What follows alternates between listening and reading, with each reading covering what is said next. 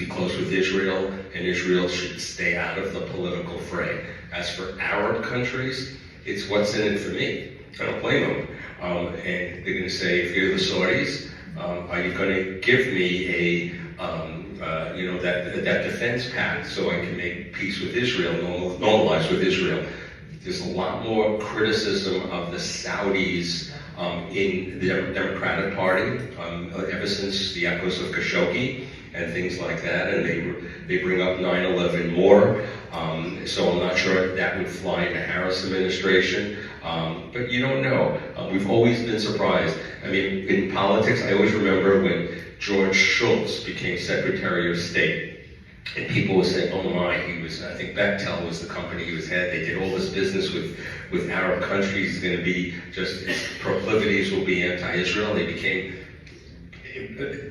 maybe the best Secretary of State for U.S.-Israel relations. So you don't know what you're necessarily going to get. None of us know what we're going to get after November 4th. What I will say is that the period of time between November 4th and January 25th, when the next president comes, is going to be a potentially very dangerous time, because it is a lame duck. We already have a lame duck president, but how President Biden might perceive things if Vice President Harris wins or if former President Trump wins, and his actions may be very different.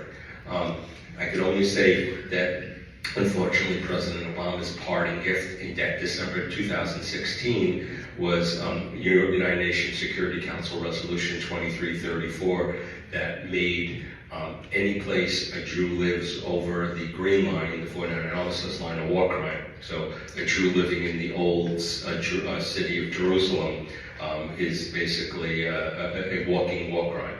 That was not a good thing to leave based upon personal animus. That wasn't good forward with American national security interests. So I don't know what we're going to get. I hope for the best, but plan for... We have time for another question, Judy? One more, then I'm going to ask. Okay. I myself today have watched many demonstrations on TV at various universities, University of Maryland, in New York, and you've spoken at 12 universities in the last year. Is the epidemic of anti-Semitism under control? No. So for many years I was the chair of Stand With Us, so I got to know what's going on. You have multiple generations of faculty and administrators that have become propagandists, not educators, not letting young people think for themselves.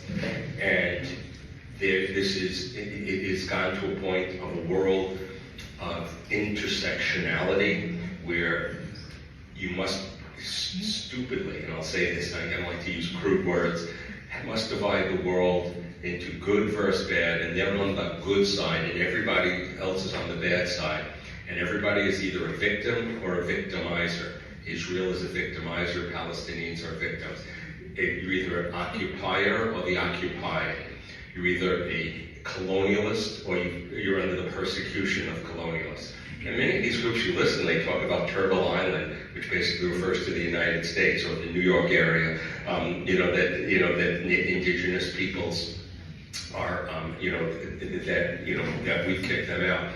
But when you really think about it, if you're a liberal, people who have millennial-long histories to this land, who return to the land, should be championed by progressives.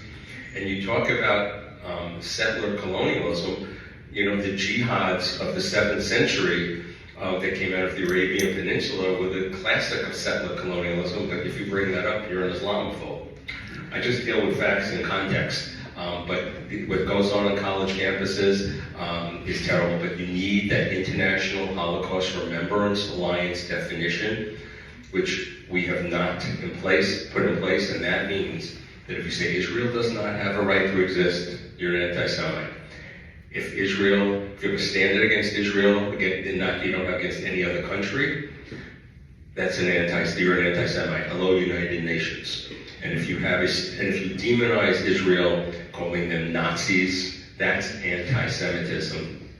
I don't have a problem using that. And it's not a perfect definition, but it's not about freedom of speech. People said this needs to be freedom of speech. Just imagine if you had what's gone on to the Jewish children on college campuses when it happened to an LGBTQ person or a Muslim person or African American. There would be no freedom of speech going on. So I'm going to say last thing, thank you. And everybody. Thank you, Eric, so much for answering our questions.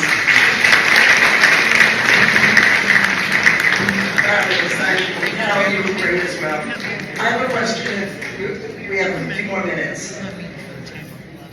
At our Rosh Hashanah at Rosh Hashanah services, the rabbi who is a Sabra and has his children over in Israel talked about speaking to his daughter, and his daughter had just ordered a pizza for Rosh Hashanah dinner and gave her credit card, and she got a bomb shelter and ran down to the shelter as is expected.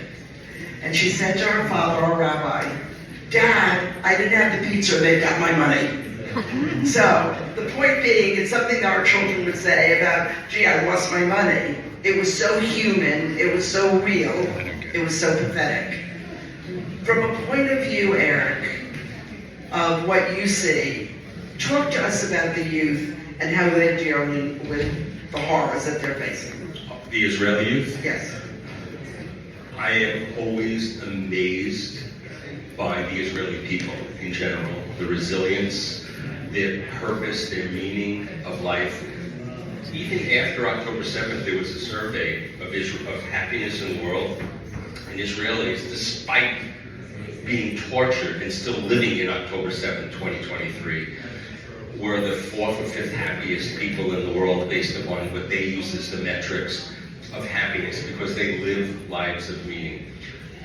When I go into the field meeting with reservists, meeting with regular soldiers, right and left, secular and Jewish, they are amazing about what it is. I wrote a piece about the Jerusalem Report that the most we can do here is sympathize.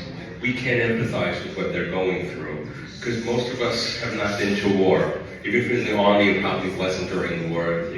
For most, certainly our children, the vast majority, 99%, did not go into war. There it's part of normal of what goes on, and they come back as reservists. They get on planes and to get back as quickly as possible. And then an Apple executive on the Nitzavim crossing in Gaza, he'd been there 7-8 months. The economic hardship to him was terrible, but he wasn't complaining.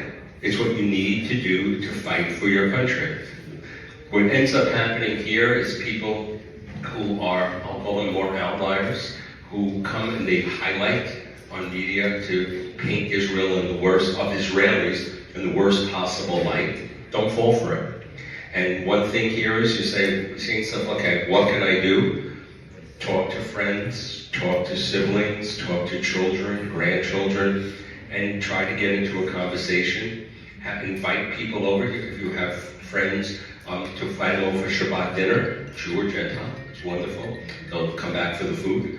And to have those situations and to have this in maybe some safe spaces that they can have this. And, get involved with something. The fact that you're here, you should all, as Judy said in the beginning, pat yourselves on the back that you're here. You took the time out during this pre-hurricane time. That it makes a difference.